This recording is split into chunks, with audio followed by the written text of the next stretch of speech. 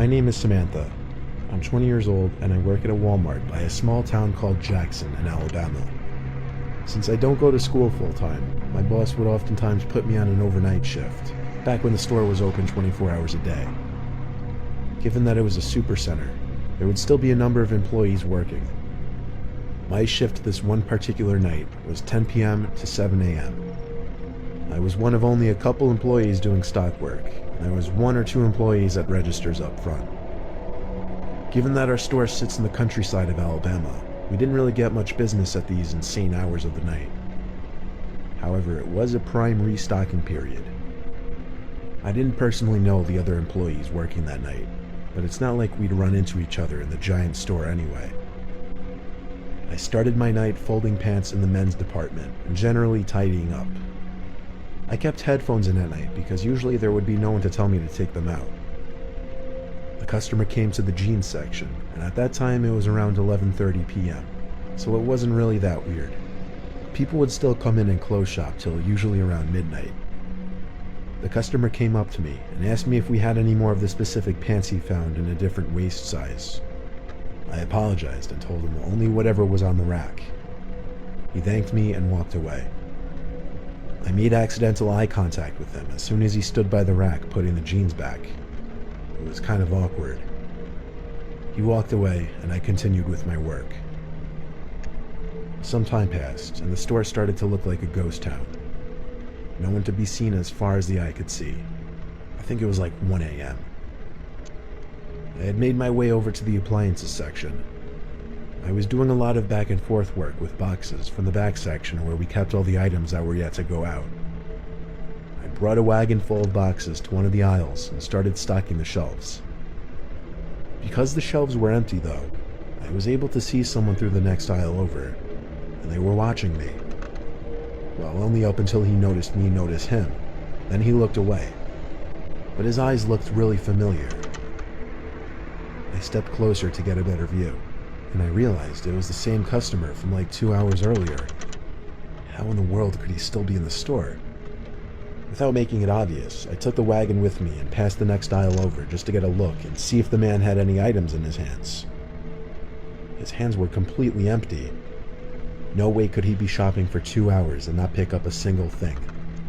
Something wasn't right. I quickly finished up restocking the shelf with coffee machines and other appliances, then brought the empty wagon to the back area. I chilled out in there for a while because, quite frankly, I felt like that guy might have been following or watching me longer than I realized. I played on my phone for a little while in the employee lounge. Then when I figured it was time to get back to work, I decided I would do grocery work instead, just to be in a different part of the store. I went into the dairy cooler and filled a bunch of crates with dairy products like milk and yogurts. This took a lot of time to do because I had to check the dates on the products and such. Over the loud sound of the giant refrigerators keeping the cooler cold, I heard the door to the dairy cooler burst open. There was conveniently a gap in the boxes sitting on one of the pallets that allowed me to peek through it to the door of the cooler. And I shit you not, it was that same customer. I ran to cover under one of the shelves and pushed a big box full of eggs in front of me. I didn't have to worry about making noise because the refrigerators were so loud. For anyone wondering why I decided to hide, well, I already assumed this guy was hanging around the store watching me. Seeing him in the employees only section, never mind that, coming into the dairy cooler, seemingly something bad was definitely about to go down.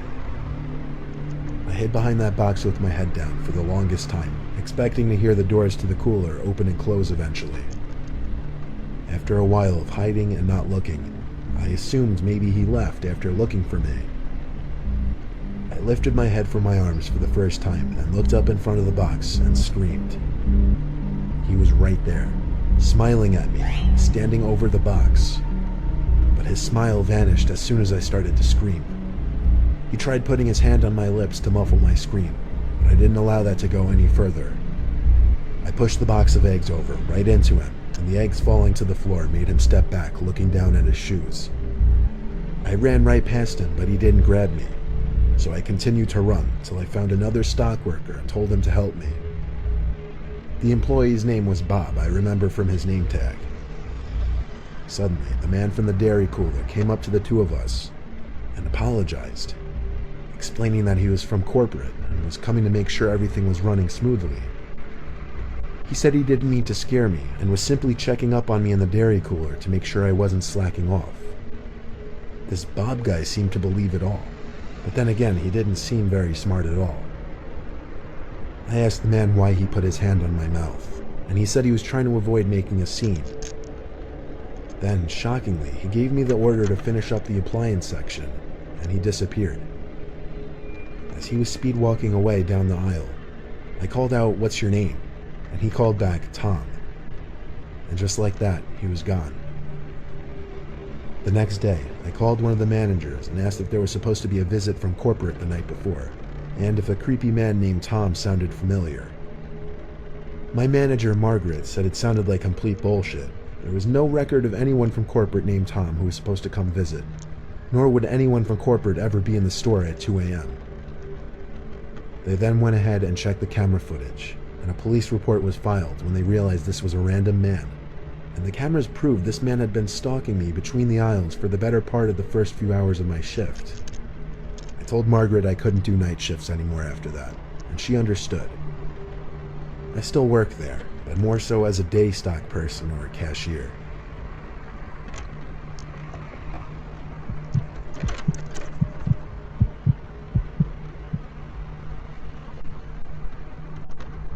What's one place you can go to and find the weirdest, freakiest creatures in our society? I swear I've never been to a single Walmart where I didn't see at least one eye-catchingly strange human being. Strange does not even cut it for what I'm about to tell you. It was the Thursday before Black Friday. My Walmart was open extra late. I was in there around 11 o'clock looking for a new laptop. And by chance, I picked up off the shelf the last one that was being promoted for a really good Black Friday deal. As I grabbed it though, some big, revolting, dirty-looking guy comes up to me and insists he needs a laptop very badly. I nervously said, "I'm sorry, it's the last one." Then he got angry at me and started making a bit of a scene. The man clearly wasn't normal, and my heart started racing simply because I don't get put on guard in these kinds of situations a lot. As others looked on at the commotion this big guy was making, I walked away with the laptop box quickly and went straight to a line. He kept yelling at me as I walked away. It was unbelievable. Some other customers on the line even tried to laugh with me and make me feel better, saying the guy was a nut. So, I get home. My family's all asleep already. I go outside to sit in the yard by the pool and set up my new laptop. Then the light on the side of the house turned on. The one that turns on due to movement. I went to check the side of the house to make sure no one was there. Would that thing go off once in a while? Yeah, but there's a small patch of woods right next to the house, so animals would often run on the property, triggering it. Either way, I'm kind of a big pussy, so I went inside, locked the door, and finished setting up my laptop in the living room. A car alarm suddenly started going off outside. I recognized it to be my Cadillac. I looked out the window to confirm this. I ran to get my keys upstairs, then tried pressing the panic button to turn off the alarm. It didn't work from the inside, so I stepped out to the porch and clicked it off. But then I noticed a car parked in front of our house that wasn't there earlier when I got home, and any cars parked in the street on our block was suspicious enough. We live in a closed-off community, and everyone has huge driveways. I stepped down from the stoop. I realized there was someone sitting in that car. I went back inside and locked the door. I went to my mom's room and told her I think someone outside means us harm. My mom and dad have a complicated situation, so my dad doesn't always stay with us. It would have been a different story having my dad there to tell about this. My mom came downstairs with me, noticeably worried based on what I told her. My mom took a look through the peephole in the front door, then gasped and put her hands over her mouth. I looked through it as well, and felt ready to throw up, and I saw a huge man standing on the other side of the door on our stoop. I whispered to my mom, I think that man followed me from Walmart. Suddenly the doorknob started to turn as the man tried opening the door. When it didn't work, he started pounding on the door. That's when my mom let out a gasp and cry, and my younger sister came out from her room, who also started to panic when becoming wise to the situation. The pounding stopped, and there was a silence for a while, other than my mom's voice on the phone with the police. A few minutes went by, my mom still on the line with 911 with police en route, and there was a loud bang and crash downstairs in the den. A window was shattered. My mom and sister both screamed and cried. I told them to run upstairs while I locked the door to the den. I waited down there, expecting an attempt at the door or a bang. Nothing. Surprisingly, I heard a police car briefly wail its siren outside my house. It was the quickest response time I'd ever heard of. I ran outside to lead them to the den where the broken glass was. There they found the huge, dirty, crazy-looking man hiding behind one of our couches. He was arrested at once and we pressed charges. All the while he was screaming profanities and threats at me, not helping his case. Both cops told me the guy seemed unstable and on some kind of drugs, but told us to get a good night's rest because he wouldn't be bothering us again. So while it may be fun to people watch at Walmart and laugh at some of the goofy things you see, realize you may also find some of the more dangerous people in our society in your local Walmart.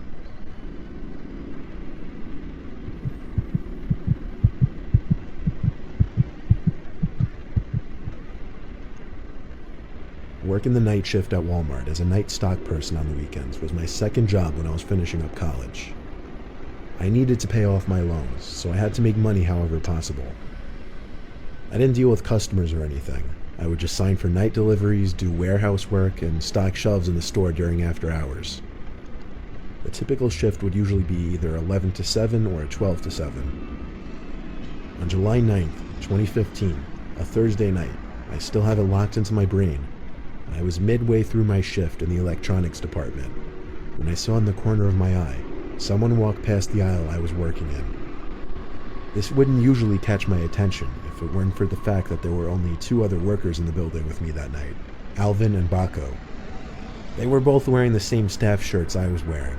I would know because we all clocked in at the same time. The person I saw in the corner of my eye was wearing all black, so I naturally walked to the end of the aisle and did a little peep around the shelf. No one was there. I yelled both Alvin and Baco's names, so when they didn't answer, it made it even stranger. But regardless, I went back to work. I was holding in a pee for a while, and I told myself I'd go when I finished work in that aisle.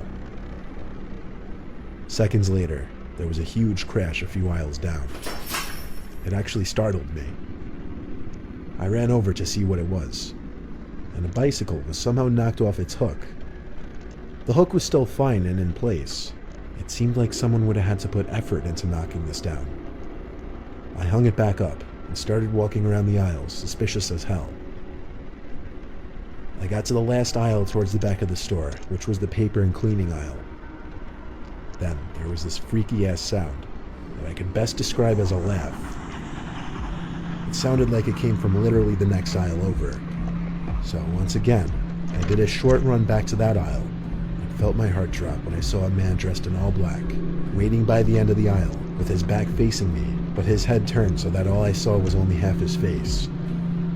Then he suddenly ran, not towards me, but down some other aisle. I heard his footsteps running around. I was faced with a choice of chasing after him or going to find my two co-workers. I chose the latter. All the while, I heard these freakish laughing sounds and footsteps that I honestly felt like were circling me. I found Alvin in the women's department and told him to be on the lookout for someone who wasn't meant to be in the building dressed in all black. We didn't have walkie-talkies, so I asked him to tell Baco if he ran into him. I excused myself because I couldn't hold it any longer. I had to go to the bathroom. I ran to the employees-only bathroom, which was in the warehouse section. I put a nest of toilet paper on the seat in one of the stalls and sat down. And yes, I'm the kind of person to sit when I pee. The door to the bathroom opened and closed. Naturally, with 3 to 4 people in the building, I said, "Who is that?" And with no answer, I assumed the worst. I heard that horrific laughing again, and someone stepped into view from between the crack in the door. Looking right in, they stepped closer until the crack was completely covered, and all I saw of their face was an eye. Then the whispering began. Unintelligible whispering, but the echo from the bathroom just made it more unsettling. I just remembered I had Alvin's phone number saved on my phone, so I got it out and called him at once. I was very loud with what I was saying, telling Alvin to get to the bathroom at once and help me. I stayed on the line with him and watched as the man on the other side of the stall left one more time, then ran out of the bathroom. I told Alvin to hurry, and 20 to 30 seconds later, Alvin entered the bathroom. He said he didn't see anyone on his way there. We didn't have any security guys working when the store was closed, so we couldn't even go look at the cameras. I stayed by Alvin the rest of the night, helping in whatever sections he was working in, because safety in numbers.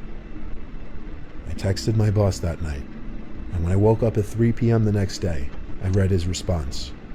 He said all the camera screens returned static footage from the night before. Nobody went and turned them off as far as he knew.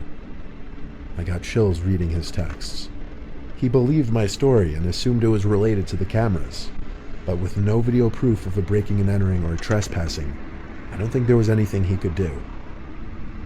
It was all above my pay grade, though. That was the only night shift I've ever had where something truly unexplainable